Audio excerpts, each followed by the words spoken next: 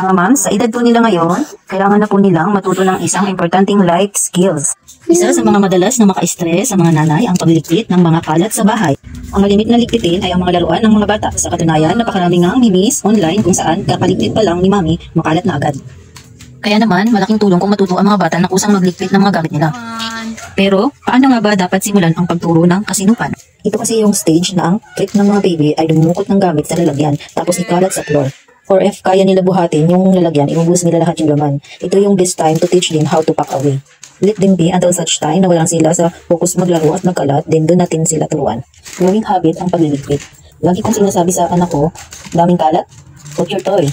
Ituro mo ang laruan pagkatapos at ipakita sa kanya kung saan ito dapat nakalagay. Paulit-ulit lang po natin itong gagawin hanggang gayahin ng ating mga anak. Hindi ito makukuha ng anak natin ng isang beses lang. Ang pagiging consistent ang magiging susi mo para tumanin sa isip nila na kailangan nilang magligpit kung magkakalat siya. Pag nagagaya na niya, make sure to do this every time na magkakalat siya para may consistency ang retention ng learning. Tiyaga lang tayo mga moms. Sa susunod na maglalaro si baby, magkukusa na siyang magligpit pagkatapos siya maglaro. Maiintindihan na rin niya kapag sinabihan siya ng put your toys, hindi mo na mamalayan siya na mismo ang kumikilos kahit hindi mo na sinasabihan. Instead na tayo ang may stress sa pagliligpit, pag marunong na si baby, all we need to do is help them. Plus, may life skill na silang alam. Diba mga moms? There po. There.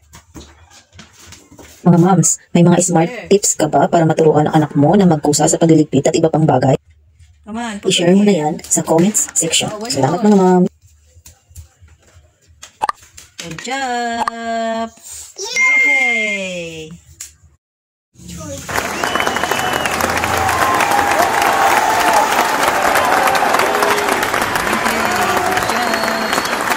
Yay! Good job! Wow!